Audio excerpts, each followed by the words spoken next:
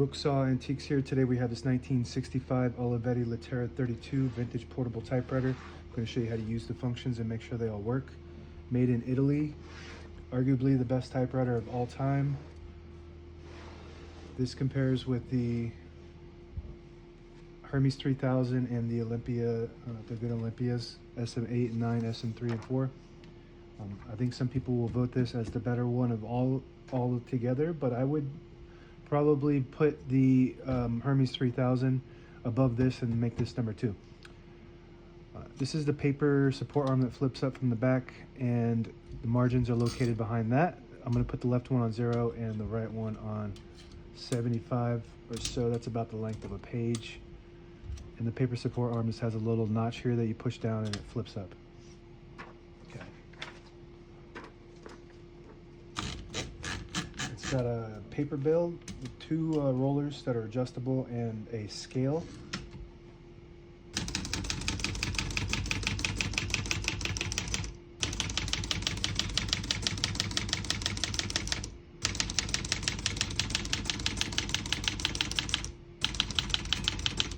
Once you hear the bell, you're at the end of the margin. You hit this line space, get you back to the beginning, and skips 1, 2, or 3 spaces. Right now we have it on single, but if you want double, you just flip this switch forward 1, it skips 2, 1 more, it skips 3. That works good. We're going to keep it on single and finish typing.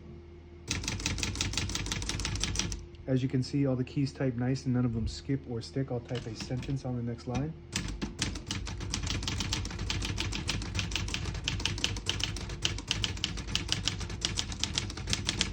Absolutely amazing. It's just a pleasure to type on. It's the best of the best. Super duper smooth, and it feels like you're typing on a computer keyboard. Barely have to hit the keys for them to print.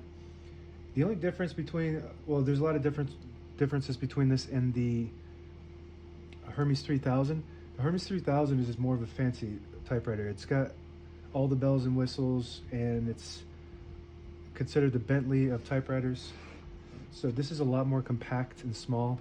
I wouldn't consider it an ultra portable, but it's smaller than most portables.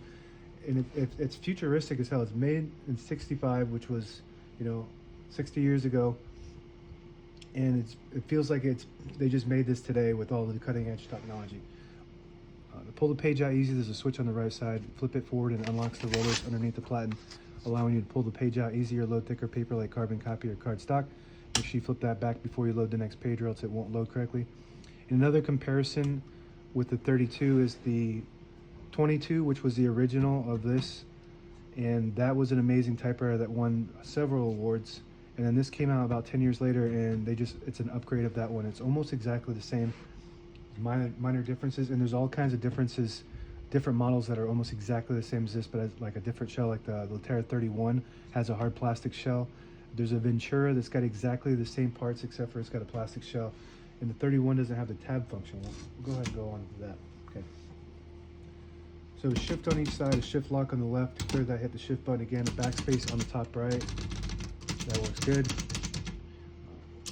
Carriage release on each side on the top here, and the hood pops up from the front. It's got hooks in the back, and all the brand new ribbons loaded on the left, so it's pulling to the right. And if you want to switch that direction, behind either spool, you just flip it to the opposite direction and it'll pull. So if you flip the right side to the right, it'll pull to the left counterclockwise. And if you flip the left side to the left, it'll pull right. And that's the way we want it for right now. Touch control on the left side here is kind of incognito. So I think people miss that a lot, but the farther down you go, the more tension there is when you hit the keys, which I actually like on this model since it's very touchy. You barely have to touch the keys for them to print.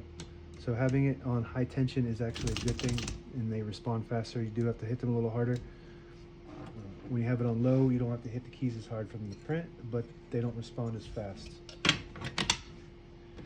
Okay, we got a tab function on the right. This red button is the tab function. So right now we got one set right there, about 50. To clear it, there's a lever on the left side. You push it down. So now we don't have any. I always like to have one set somewhere in the middle, so that way the next time the tab gets hit, it doesn't just slam it all the way to the end, causing wear and tear on your typewriter. And to set a tab, you just push this lever up. So to set, push up. To clear, push down.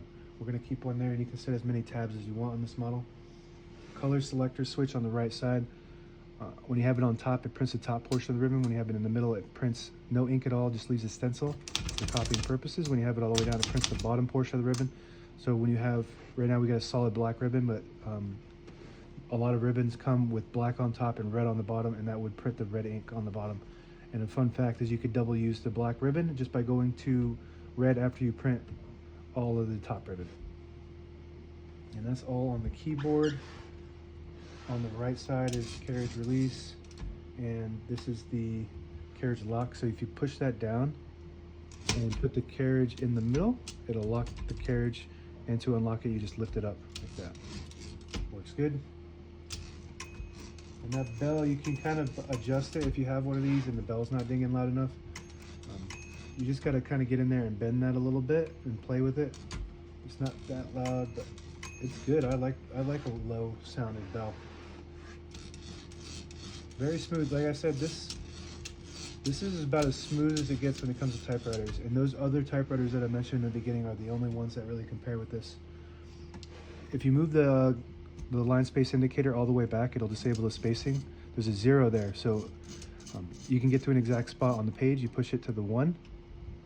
So I think if you have it in the middle between 0 and 1, you get a half a space. You get it to 1, that's 1 space. And if you push in this button, it's the same concept. It'll disable the spacing. Let it go, you get the clicks. Each one of those clicks is a half a space. And that's it. Now available on eBay or Etsy. Search Brooksaw Antiques.